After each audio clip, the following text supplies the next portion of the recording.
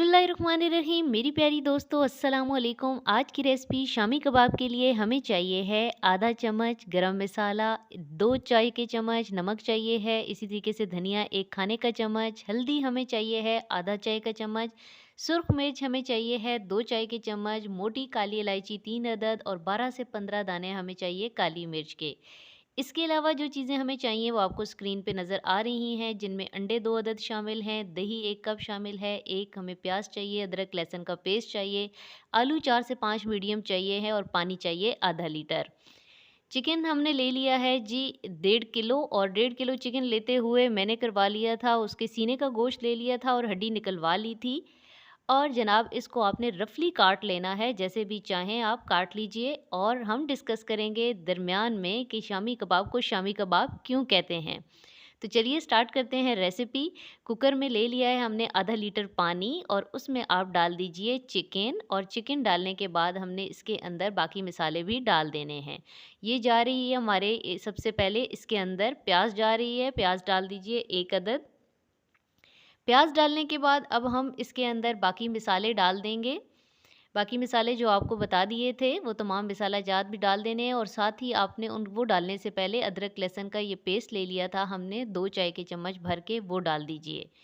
उसके बाद अब आप इसके अंदर मसाले डाल दीजिए, शामिल करें मसाले, और मसाले शामिल करने के बाद अच्छी तरीके से हिला लीजिए। ये देखिए तमाम मसाला जात इकट्ठे आपने इसके अंदर डाल देने हैं। ये डालने के बाद अब आपने इसके अंदर दही डाल देना है, और दही डालने के बाद हम प्रेशर कुकर को बंद कर देंगे। शामी कबाब को शामी कबाब क्यों कहा जाता है? शामी कबाब को शामी कबाब कहने की क्या रीज़न है? वो ये है जनाब कि एक तो ये शाम के खाने में इस्तेमाल होता है, और ये मैंने सर्च किया। कुकर बंद करने के बाद अब आप आलू उबाल लीजिए। 4 से 5 मीडियम साइज़ के आलू हमने ले लिए थे, और साथ साथ ये देखिए हमारा कुकर चल रहा है, और ये देखिए जनाब मसाला हमारा तकरीबन तैयार हो चुका है। इसे अब आप ग्राइंड कर लें। ग्राइंड आप किसी भी तरीके से कर सकते हैं। उसके बाद देखें आलू हमने मैश कर लिए हैं, और वो मसाला अब हम इन आलूओं को इस मसाले में जो कि हमने ग्राइंड कर लिया था, या आप कूट भी सकते हैं, उसके अंदर ये कूटे हुए या मैश किए हुए आलू आपने डाल देने हैं। सब्ज़ मिर्च 2 अदद डाल काट ली थी मैंने, वो आप डाल दें। और हाँ जी, यहाँ पे इसकी एक बहुत ही सीक्रेट जो स्पाइस है वो जा रहा है, और वो है हर्ब, यानी कि हमारा पुदीना। इससे इसकी बहुत अच्छी फ्रेगरेंस आती है, बहुत अच्छी खुशबू आती है। और 1 अदद अंडा आप तोड़ के शामिल कर लें। कुछ लोग बाद में अंडा लगाते हैं, लेकिन अगर आप दरमियान में शामिल कर लेंगे तो जब मर्ज़ी आप फ्राई करें, हर वक्त हर दफ़ा आपको अंडा तोड़ने की ज़रूरत पेश नहीं आती। अब आप इसे बहुत अच्छे तरीके से मिक्स करेंगे ताकि ये यकजान हो जाए। जब अच्छे से मिक्स कर लेंगे तो ये देखें ये कंसिस्टेंसी आ रही है, और अब आप इसके कबाब बना लें।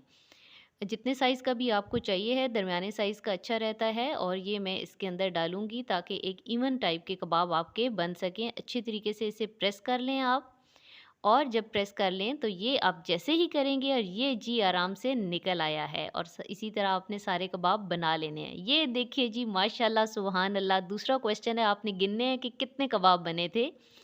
अब आपने ऑयल ले लेना है किसी भी फ्राइंग पैन में, और इनको शैलो फ्राई करना है।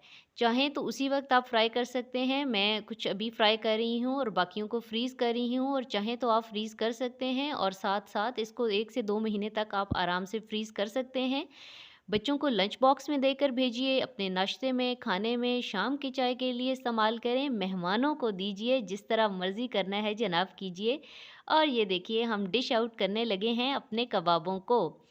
देखें जनाब माशाल्लाह सुभान अल्लाह, मेरे अल्लाह की नेमतें कितनी खूबसूरत रंग हैं। अल्लाह ताला का शुक्र अदा कीजिए कि अल्लाह ने आपको आंखें दी हैं, और साथ मेरे चैनल को सब्सक्राइब कीजिए। मुझे दुआओं में याद रखिए। इजाज़त दीजिए। अल्लाह हाफ़िज़।